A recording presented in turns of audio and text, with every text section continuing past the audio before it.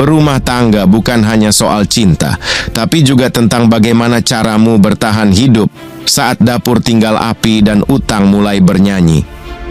Betul, cinta itu memang indah, Bang Bonang. Tapi kalau beras tinggal 1 cup dan minyak goreng mahal, romantis pun bisa berubah jadi debat anggaran. Tarso, ekonomi rumah tangga itu seperti kapal kecil di tengah badai.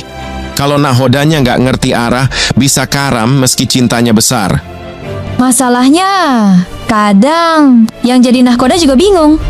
Gaji udah pas-pasan, harga cabai naik, listrik naik, pulsa bocor, dan tiba-tiba anak minta iPhone buat belajar daring. Inilah ujian ekonomi rumah tangga. Mampukah kita mendidik bukan hanya isi dompet, tapi juga isi hati dan kepala? Kadang saya mikir begini, Bang, lebih gampang ngitung teori ekonomi makro daripada ngatur uang belanja bulanan? Serius? Karena ekonomi rumah tangga bukan hanya soal uang, tapi soal nilai, tanggung jawab, kedewasaan, komunikasi, dan kesabaran. Astagfirullah, istri saya kalau ngomong hemat dong, Bang. Itu bukan permintaan, itu semacam ultimatum, kayak DPR ngasih SP1. Tarso, ujian ekonomi rumah tangga bukan hanya untuk suami, tapi juga istri dan anak-anak. Semua harus belajar hidup bijak. Setuju. Anak-anak sekarang harus diajarin.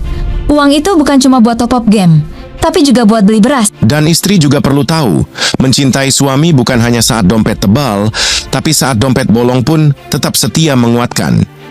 Coba periksa, apakah kita sudah bersyukur hari ini?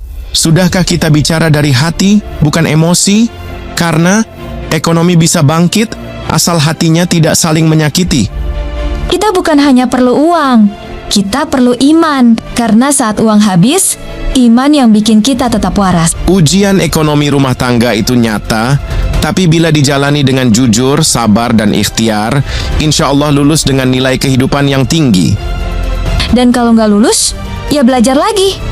Kayak anak sekolah, ngulang semester cinta dan tanggung jawab. Saya Bonang.